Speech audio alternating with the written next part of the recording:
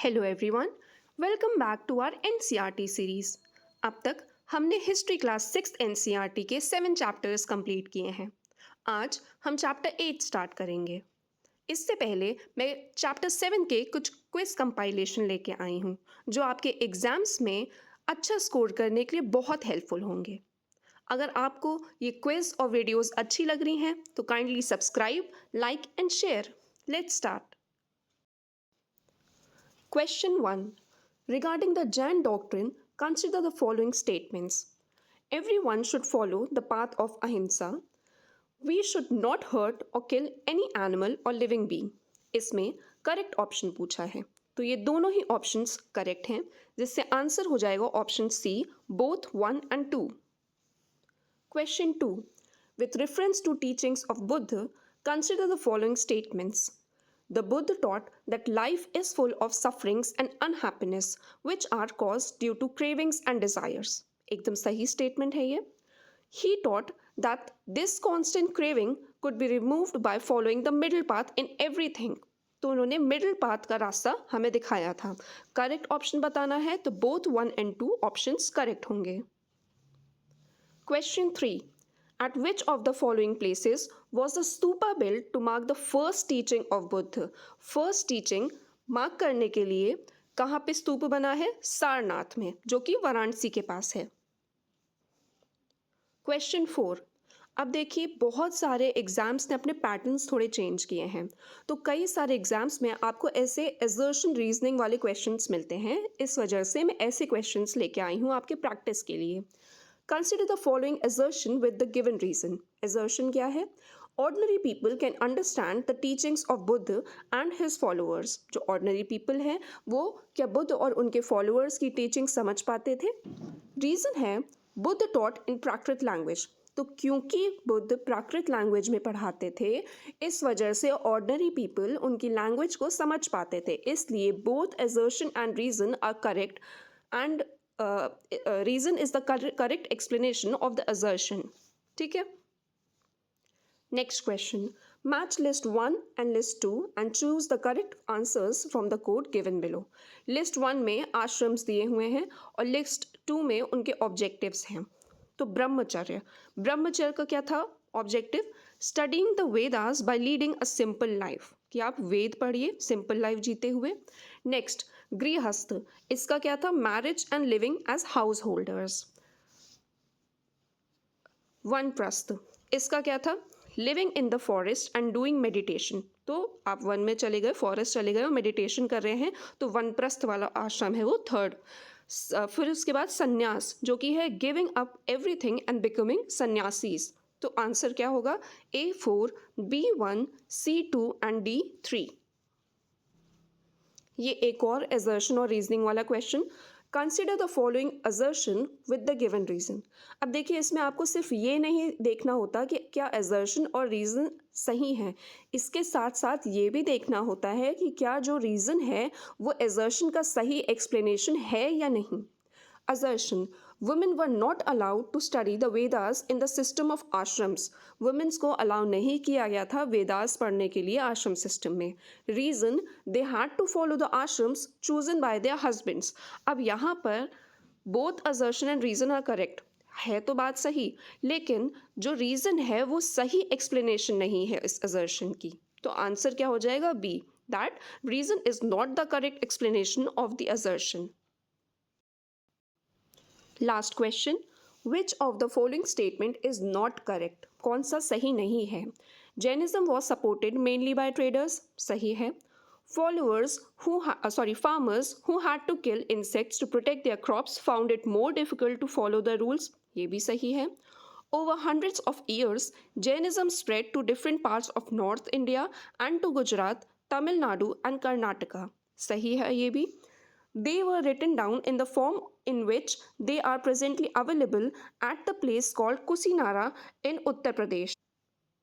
यहाँ पर जो प्लेस दिया हुआ है वो गलत है. कुशीनारा उत्तर प्रदेश में नहीं, वल्लाभी गुजरात में ये अवेलेबल था. ठीक है, तो स्टार्ट करते हैं चैप्टर 8 से, जिसका टाइटल है Ashoka the emperor who gave up war. तो अशोका के बारे में आप सभी जानते होंगे। ये एक तरीके से ग्रेटेस्ट एम्परर माने जाते हैं अपने टाइम के, जो कि एक मौर्यन डायनेस्टी में रूलर थे। ठीक है, तो इनके बारे में पढ़ते हैं। A very big kingdom equals to an empire. Empire क्या होता है? एक जो बहुत बड़ा किंगडम हो उसे एम्पायर कहा जाता है। The lions that we see on our notes and coins have a long history. अब इस टाइम पे हमारे कॉइन्स में या नोट्स में जो एक लायन का आप फिगर देखते होगे ना, उसकी बहुत लंबी हिस्ट्री है। They were carved in stone and placed on top of a massive stone pillar at Sarnath, जिसके बारे में हमने चैप्टर 7 में पढ़ा। Ashoka was one of the greatest rulers known to history, and on his instructions, inscriptions were inscribed on pillars as well as on stone surfaces.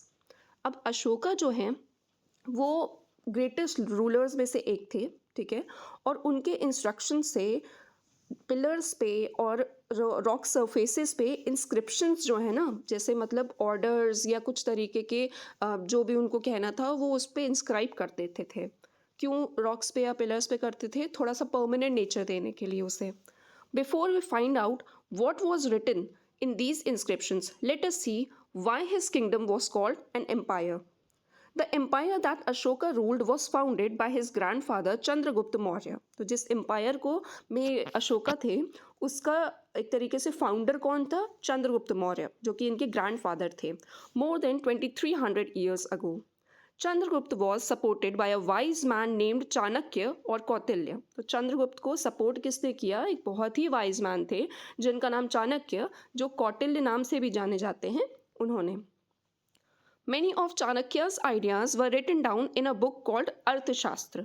अब अर्थशास्त्र किसकी है? चाणक्य द्वारा लिखी हुई, उनके आइडियाज उसमें लिखे हुए हैं। यहाँ देखिए पिक्चर बनी हुई है, द लायन कैपिटल, ठीक है, dynasty. When members of same family become rulers one after another, the family is often called dynasty।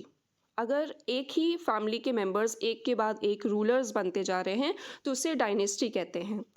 The Mauryas were a dynasty with 3 important rulers, Chandragupta, his son Bindusara and Bindusara son Ashoka. ठीक, तो इसलिए इसको Mauryan dynasty कहते हैं। There were several capitals in the empire marked with black dots on the map. इस map पे जो dots में मार्क्ड हैं वो कैपिटल्स हैं उस एम्पायर के। These included the capital Patliputra, Taxila, Ujjain. Taxila was the gateway to the northwest, including Central Asia, while Ujjain lay on the route from north to south in India. अब यहाँ पे उज्जैन, ये देखिए black में है ना, ये वाला, ये उज्जैन है, ठीक है। और उसके बाद ये देखिए यहाँ पे ये तक्षशिला है, ठीक। Merchants, officials and craftspersons probably lived in these cities. In other areas, there were villages of farmers and herders. In some areas, such as central India, there were forests where people gathered forest produce and hunted animals for food. People in different parts of the empire spoke different languages. They probably ate different kind of food and wore different kind of clothes as well. The places where inscriptions of Ashoka have been found are marked with red dots। इस map में जो red dots हैं वहाँ पे क्या है कि अशोका की इंस्क्रिप्शंस यहाँ पे पाई गई हैं। These were included within the empire, और ये सारे इनके एम्पायर के अंडर आते हैं। तो आप सोचिए कि कितना वास्ट होगा, है ना। Name the countries where Ashokan inscriptions have been found. तो अगर ये देखिए यहाँ से है, इंडिया में तो है ये ऑब्वियसली, इसके बाद पाकिस्तान में भी है, थोड़ा अफगानिस्तान में भी है, तो बहुत ही वास्ट एम्पायर था। इनके इंस्क्रिप्शंस भी काफ़ी मतलब वो थे, फैले हुए थे इधर से उधर। How are empires different from kingdom? अब एम्पायर किंगडम से अलग कैसे है? Emperors need more resources than kings because empires are larger than kingdoms and need to be protected by big armies। अब जो किंग है, जो किंगडम अपना जिनका है, ठीक है, उनसे ज़्यादा रिसोर्सेज एम्परर्स को चाहिए, जो कि एम्पायर्स जिन्होंने बिल्डअप किया हुआ है। क्यों? क्योंकि इनको बहुत बड़ी आर्मी चाहिए होती है अपने आप को प्रोटेक्ट करने के लिए। So they also they need a larger number of officials who collect taxes. Empire अगर बड़ा है, आप मैप में देख रहे हो कि यहाँ से यहाँ तक इतना लार्ज एम्पायर है, तो टैक्सेस वसूल करने के लिए ज़्यादा ऑफिशियल्स भी चाहिए क्योंकि एरिया बहुत बड़ा है, है ना, ruling the empire. As the empire was so large, different parts were ruled differently. The area around Patliputra was under the direct control of the emperor. अब पाटलिपुत्र वाला जो एरिया है वो एम्परर के डायरेक्ट कंट्रोल में था.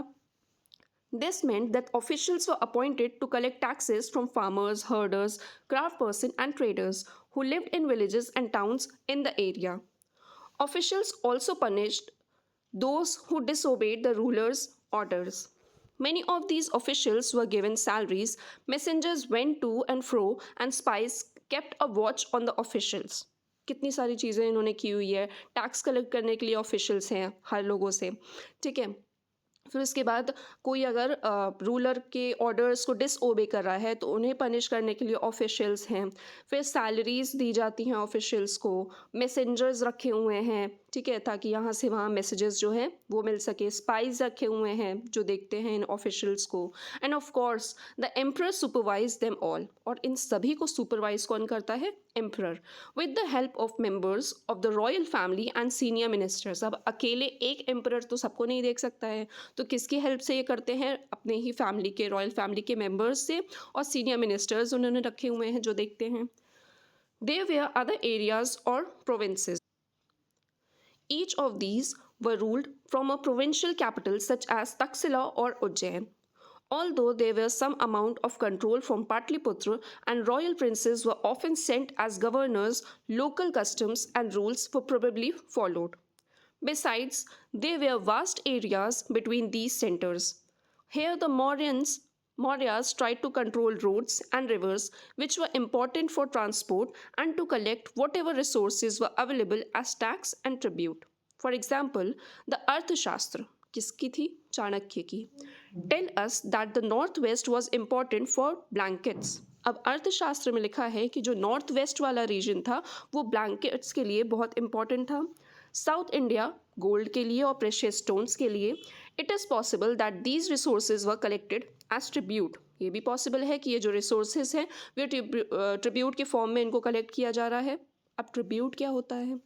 अनलाइक टैक्सेस, ये taxes की तरह बिल्कुल भी नहीं होते, which were collected on a regular basis. Tribute was collected as and when it was possible from people who gave a variety of things more and less willingly.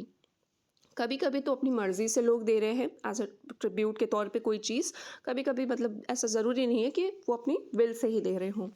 So there were also the forested regions. People living in these areas were more or less independent but may have been expected to provide elephants, timber, honey and wax to modern officials.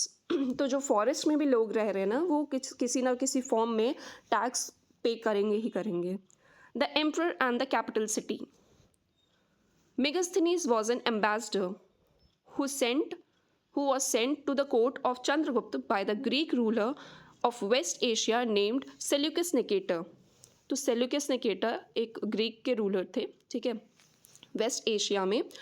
इन्होंने एक ambassador अपना भेजा था मेगास्थनीज को चंद्रगुप्त के court में.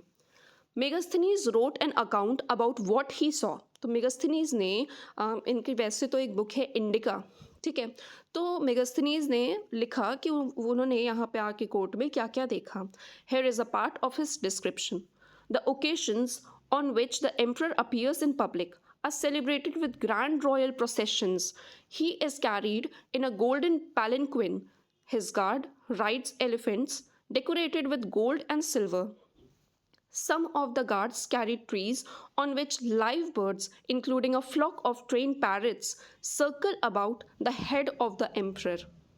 थोड़ा animated सा कुछ इमेजिनेशन में चल रहा है कि हाँ राजा आ रहा है और पैरट्स जो है ट्रेंड पैरट्स राजा के सिर के ऊपर सर्कल में घूम रहे हैं, है ना. The king is normally surrounded by armed women. सोचिए आर्म्ड वुमेन से वो सराउंडेड है king. He is afraid that someone may try to kill him. क्यों इतने आर्म्ड वुमेन हैं उनके आसपास में? क्योंकि उनको डर है कि उनको कोई मार सकता है. He has special servants to taste the food before he eats. अगर कोई ट्रिब्यूट आके कुछ खाने के तौर पे दे रहा है तो उसके लिए भी उनके पास एक स्पेशल सर्वेंट है कि पहले वो टेस्ट करेंगे सर्वेंट, उसके बाद किंग खाएंगे. He never स्लीप्स in the same bedroom for 2 nights. 2 रात वो कभी लगातार सेम बेडरूम में सोते ही नहीं थे, इतना डर था उन्हें। About Pataliputra, modern Patna, he wrote. अब मेगास्थनीज ने पाटलिपुत्र के बारे में क्या लिखा हुआ है? This is a large and beautiful city. It is surrounded by a massive wall. It has 570 towers and 64 gates. The houses of 2 and 3 stories are built of wood and mud brick. The king's palace is also of wood and decorated with stone carvings. एक important चीज़ हमें यहाँ से क्या जानने को मिलती है कि जो इनके पैलेसेस हैं उस टाइम पे वो वुड के बने होते थे, है ना। It is surrounded with gardens and enclosures for keeping birds. ठीक है। Now, Ashoka, a unique ruler. Ashoka, a unique ruler. The most famous Mauryan ruler was Ashoka. He was the first ruler who tried to take his message to the people through inscriptions. ये पहले ruler थे जिन्होंने inscription के through अपने message जो है वो public तक ले जाने की कोशिश की।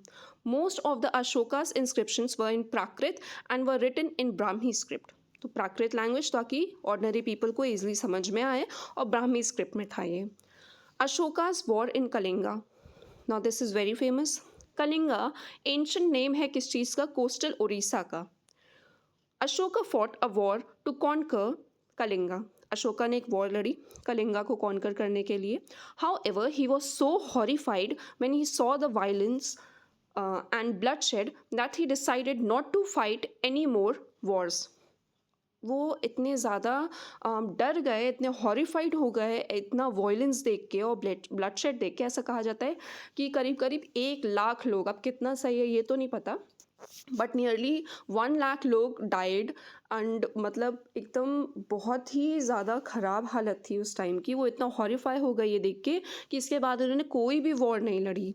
He is the only king in the history of the world who gave up conquest after winning a war. इकलौते ऐसे किंग हैं कि वो वॉर जीत गए उसके बाद भी इन्होंने मतलब छोड़ दिया उसके बाद से वॉर करना। Ashoka's inscription describing the Kalinga war. अब यहाँ पे हमें थोड़ा सा एक तरीके से डिस्क्रिप्शन मिलती है कि कलिंगा वॉर में क्या हुआ था। This is what Ashoka declared in one of his inscription. 8 years after becoming king, I conquered Kalinga. About 1.5 lakh people were captured. कि 1.5 लाख लोग, 1.5 लाख कैप्चर किए गए थे and more than 1 lakh of people were killed. This filled me with sorrow. Why? Whenever an independent land is conquered, lakhs of people die and many are taken prisoner. Brahmins and monks also die. People who are kind to their relatives and friends, to their slaves and servants die or lose their loved ones. That is why I am sad and have decided to observe Dhamma and to teach others about it as well.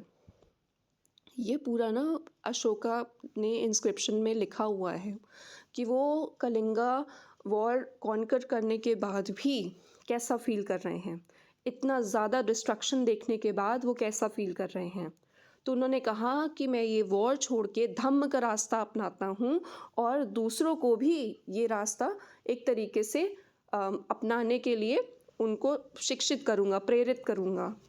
I believe that winning people over through Dhamma is much better than conquering them through force.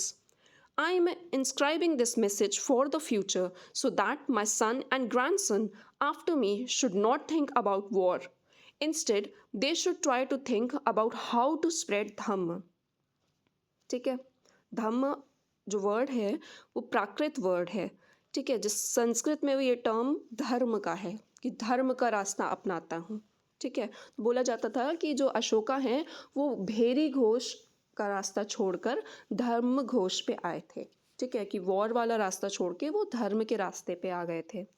What was Ashoka's dhamma? क्या है अशोका का धम्म? ये Ashoka's dhamma did not involve worship of god. धर्म आप सोच रहे होंगे तो इसमें इनके धर्म से ये बिल्कुल भी मतलब नहीं है कि भगवान की पूजा करो, सैक्रिफाइसेस परफॉर्म करो, नहीं। He felt that just as a father Just as a father tries to teach his children, he had a duty to instruct his subjects. He was also inspired by the teachings of the Buddha. Buddha की भी teaching से अशोका जो हैं वो बहुत inspired थे. There were a number of problems that troubled him. People in the empire followed different religions, and this sometimes led to conflict. Tries to teach his children, he had a duty to instruct his subjects. He was also inspired by the teachings of the Buddha. There were a number of problems that troubled him. People in the empire followed different religion, and this sometimes led to conflict. Animals were sacrificed. Slaves and servants were ill treated. Besides, there were quarrels in families and amongst neighbors. Ashoka felt it was his duty to solve these problems. तो बहुत सारे problems थे empire में, है ना. Animal sacrifice किए जा रहे थे. स्लेव्स और सर्वेंट्स के साथ ख़राब तरीके का व्यवहार हो रहा था. जो नेबर्स हैं, फैमिलीज़ हैं, आपस में बहुत लड़ रहे थे. तो अशोका को लगा कि ये उनकी ड्यूटी बनती है इन प्रॉब्लम्स को सॉल्व करने की. So he appointed officials known as dhamma mahamatta, who went from place to place teaching people about dhamma. तो इन्होंने ऑफिशियल्स अपॉइंट किए जिनको बोला जाता है धम्म महामत. उनका काम क्या था? एक जगह से दूसरी जगह जाके लोगों को धम्म का पाठ पढ़ाना. Besides, Ashoka got his messages inscribed on rocks and pillars, instructing his officials to read his message to those who could not read it themselves. उन्होंने अपने ऑर्डर्स को, अपने मैसेजेस को इंस्क्राइब करवाया रॉक्स और पिलर्स पे, और ऑफिशियल्स भेजे साथ में कि जो लोग नहीं पढ़ पाते हैं उन लोगों के लिए आप उन्हें पढ़ के बताओ कि क्या है मैसेज में. Ashoka also sent messengers to spread ideas about Dhamma to other lands such as Syria, Egypt, Greece, Sri Lanka. He built roads, dug wells, and built rest houses. Besides, he arranged for medical treatment for both human beings and animals. है ना? Now, this picture, ये Rampurwa bull है. Look at this finely polished stone sculpture. This was part of Mauryan pillar found in Rampurva, Bihar, and has now been placed in Rashtrapati Bhavan. तो ये Rampurwa bull है, ठीक है. ये एक स्कल्पचर है पॉलिश्ड स्टोन से बना हुआ. ये जो है मॉडर्न पिलर का पार्ट था. बिहार में जगह है रामपुरवा, वहाँ पे था, ठीक है. तो इस समय ये राष्ट्रपति भवन में है. It is an example of the skill of sculptures at that time. उस टाइम पे आप देखिए कितना फाइनली बनाया गया है इसको, है ना. अशोका's messages to his subjects. Message में क्या लिखा हुआ है अब? People perform a variety of rituals when they fall ill, when their children get married, when children are born, or when they go on a journey. These rituals are not useful. If instead people observe other practices, this would be more fruitful. What are these other practices? अब अशोका ने कहा कि जब बच्चों का birthday होता है या किसी के बच्चे बॉर्न होते हैं या आप कहीं जर्नी पे जा रहे होते हैं तो आप बहुत तरीके के रिचुअल्स करवाते हैं. तो ये जो रिचुअल्स हैं ये बहुत यूज़फुल नहीं हैं. इसके बदले ज़्यादा फ्रूटफुल, ज़्यादा फलदायी, लाभकारी क्या चीज़ होगा? उन्होंने कुछ प्रैक्टिसेस बताई हैं कि आप ये करिए. These are being gentle with slaves and servants. उन्होंने देखा कि स्लेव सर्वेंट्स के साथ लोग गलत व्यवहार कर रहे हैं, तो उन्होंने मैसेज दिया कि आप इतना रिचुअल्स कराने से अच्छा है कि स्लेव और सर्वेंट से अच्छे तरीके का बर्ताव करें. Respecting one's elders, treating all creatures with compassion, giving gifts to Brahmins and monks. It is both wrong to praise one's own religion or criticize another's. इसमें से कुछ चीज़ हम आज भी जो है लागू कर सकते हैं अपने लिए, तो बहुत अच्छा होगा कि अपने ओन रिलीजन का प्रेस करना और दूसरे का क्रिटिसाइज़ करना ये दोनों ही गलत है, ऐसा अशोका ने कहा. Each one should respect the others religion. If one praises one's own religion while criticising others, one is actually doing greater harm to one's own religion. अगर कोई इंसान अपने रिलीजन का प्रेस करते हुए दूसरे की बुराई कर रहा है, दूसरे के रिलीजन की बुराई कर रहा है, तो एक्चुअली वो खुद के रिलीजन को हार्म कर रहा है. क्योंकि आप अगर अपने रिलीजन की बढ़ाई करते हो, बढ़ाई करना ठीक है, एक तरीके से अच्छी बात है, बट दूसरे की बुराई करना जब तक वो एक्चुअली गलत ना हो, तो फिर आप पे सवाल उठेंगे ना कि आपका कोई भी चीज़ आपको क्या सिखा रही है। Therefore, one should try to understand the main ideas of another religion and respect it. Pandit Jawaharlal Nehru, the first Prime Minister of India, wrote, his edicts still speak to us in a language we can understand and we can still learn much from them. तो जवाहरलाल नेहरू जी ने, जो कि first prime minister थे India के, उन्होंने क्या कहा कि जो अशोका के एडिक्ट्स हैं, जो इंस्ट्रक्शंस हैं, वो इस लैंग्वेज में है कि आज भी हम उनको समझ सकते हैं और उससे सीख सकते हैं। ठीक है, नीचे क्या दिया हुआ है, ब्राह्मी स्क्रिप्ट, ये जो है ना, ये देखिए, अर्ली ब्राह्मी, देवनागरी हम फॉलो करते हैं script, Bengali, Malayalam, Tamil.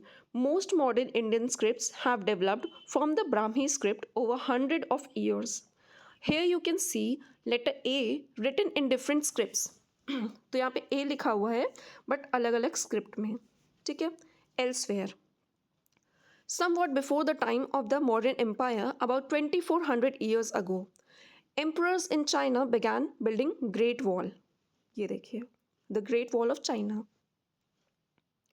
It was meant to protect the northern frontier of the empire from pastoral people. तो नॉर्थ के फ्रंटियर्स को प्रोटेक्ट करने के लिए किससे, पैस्टोरल लोगों से ये ग्रेट वॉल ऑफ चाइना बनाई गई थी। Additions to the wall were made over a period of 2000 years because the frontiers of the empire kept shifting. अब frontiers तो shift हो रहे थे, तो बहुत सारे additions बाद में हुए। The wall is about 6400 kilometre long. उस टाइम पे सोचिए 6400 किलोमीटर लंबी वॉल बना दी गई and is made of stone and brick से बनी हुई है ये, with a road along the top.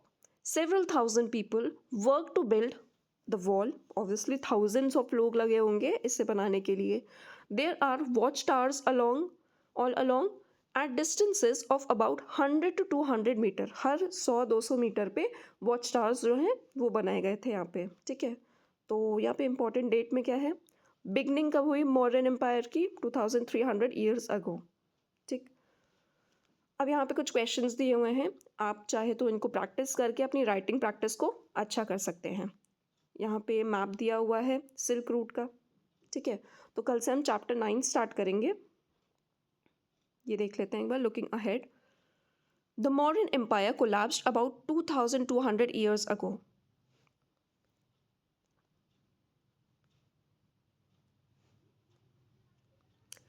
In its place and elsewhere rose several new kingdoms.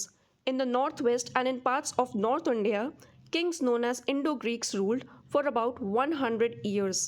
They were followed by Central Asian people known as Shakas, who set up kingdoms in the northwest, north and western India. Some of these kingdoms lasted for about 500 years. Shaka का kingdom के बारे में बताया कि कब वो central Asia वगैरह में थे, फिर उसके बाद यहाँ इंडिया में भी उनका रूल रहा। Till the Shakas were defeated by the Gupta king. ठीक है, उसके बाद शाका को गुप्ता किंग ने हरा दिया था। The Shakas in return were followed by the Kushans about 2000 years ago. Shakas के बाद कुशान आए थे। ठीक है, जिसके बारे में हम चैप्टर 10 में पढ़ेंगे। In the north and in parts of central India, a general of the Mauryas named Pushyamitra Shunga set up a kingdom. तो मौर्यास का के जनरल थे पुष्यमित्र शुंगा, शुंगा ने अपना किंगडम स्टैब्लिश किया। The Shungas were followed by another dynasty known as the Kanvas and by rulers from other families till the establishment of Gupta empire about 1700 years ago. तो शुंगास आए, फिर कन्वास आए। ठीक है, The Shakas who ruled over part of western India fought several battles with Satavahanas. अब Shakas के बहुत सारे battles Satavahanas के साथ हुए, who ruled over western parts of central India. The Satavahana kingdom, which was established about 2100 years ago, lasted for about 400 years. Satavahana का kingdom 400 साल तक था। Around 1700 years ago, a new ruling family known as Vakatakas became powerful in central and western India. उसके बाद वाकटका के ये जो kingdom है वो सेंट्रल और वेस्टर्न इंडिया में थे। ठीक है, साउथ में क्या चल रहा था, चोला, चेरा, Pandya ruled between 2200 to 1800 years ago. And about 1500 years ago, there were two large kingdoms, those of Pallavs and Chalukyas. तो ये चोला चेरा पांड्यास के बाद फिर पल्लव एंड चालुक्यास आए. There were several other kingdoms and kings as well. We know about them from their coins and inscriptions. हमें इनके बारे में कैसे पता है? इनके coins के लिए से और inscription से. यहाँ देखिए, यहाँ जैसे इंडो ग्रीक कॉइन दिया हुआ है, ये कुशान कॉइन है, यहाँ पे शाकास के कॉइन है, यहाँ पे सतवाहनास के कॉइन है. ठीक है, और बुक्स से भी पता लगता है उनके बारे में. There were other changes that were taking place in which ordinary men and women played a major role. These included the spread of agriculture and growth of new towns, crafts production, and trade. Traders explored land routes within the subcontinent and outside, and sea routes to the West Asia. East Africa and Southeast Asia were also opened up, and many new buildings were built, including the earliest temples, stupas, books were written, and scientific discoveries were made. Those developments took place simultaneously, that is, at the same time. Keep this in mind as you read the rest of the book. तो ये सारी चीज़ों को हमें ध्यान रखना है. कल से हम चैप्टर 9 स्टार्ट करेंगे. ठीक है, थैंक यू.